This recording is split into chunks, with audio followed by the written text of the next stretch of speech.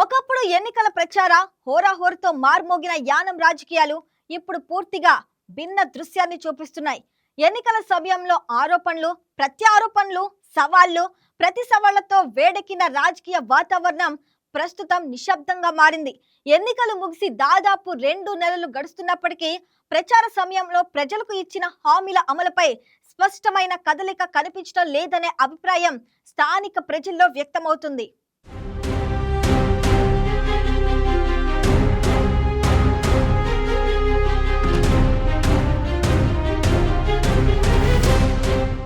కేంద్రపాలిత ప్రాంతమైన పుదుచ్చేరి రాష్ట్ర పరిధిలోని యానాం నియోజకవర్గంలో జరిగిన ఎన్నికలు అత్యంత ఉత్కంఠభరితంగా సాగాయి.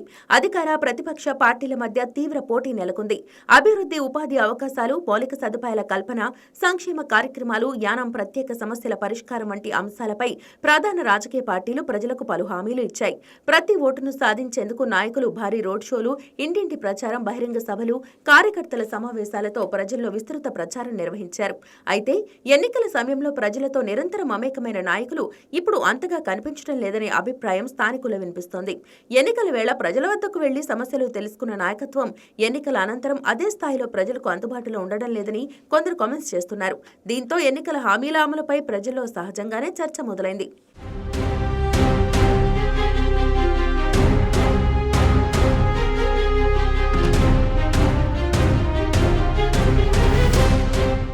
గత ఎన్నికల్లో అధికార పార్టీ అభ్యర్థి మల్లాడి కృష్ణారావు విజయం సాధించినప్పటికీ కాంగ్రెస్ అభ్యర్థి గొల్లపల్లి శ్రీనివాస్ అశోక్ నుంచి గట్టి పోటీ ఎదుర్కొన్నారు. చివరి వరకు ఉత్కంఠగా సాగిన పోరులో స్వల్ప మెజారిటీతో విజయం సాధించిన మల్లాడి కృష్ణారావు యానాం రాజకీయాల్లో తన ఆధిపత్యాన్ని మరోసారి నిలబెట్టుకున్నారు. అదే సమయంలో ప్రతిపక్షం కూడా గణనీయమైన ఓటు బ్యాంకును సమీకరించడం ద్వారా భవిష్యత్తు రాజకీయాలకు సంకేతాలిచ్చింది.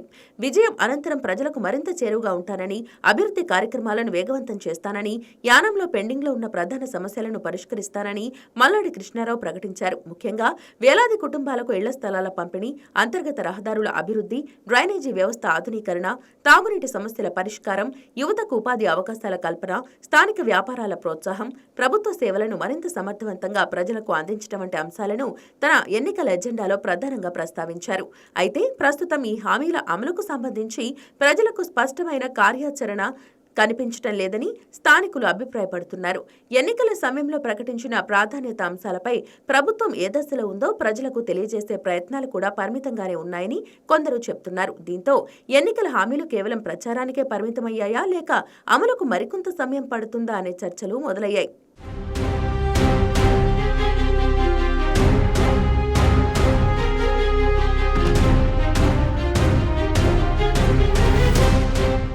మరోవైపు ప్రతిపక్ష పార్టీలు కూడా క్రమంగా ప్రభుత్వంపై ఒత్తిడి పెంచే ప్రయత్నాలు ప్రారంభిస్తున్నాయి.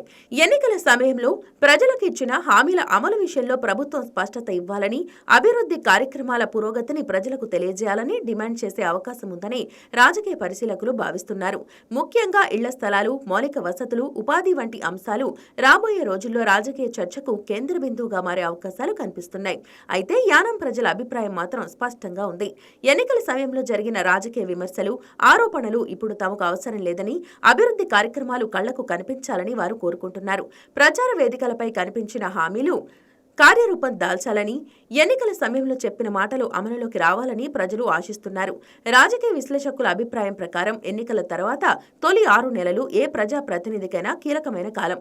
ఈ సమయంలో తీసుకునే నిర్ణయాలు, ప్రారంభించే అభివృద్ధి కార్యక్రమాలు, ప్రజలతో కొనసాగించే అనుబంధం భవిష్యత్తు రాజకీయాలపై ప్రభావం చూపుతాయి. అందుకే యానాంలో ప్రస్తుతం ప్రజలు అధికార పార్టీ పనితీరును నిశితంగా పరిశీలిస్తున్నారని చెబుతున్నారు.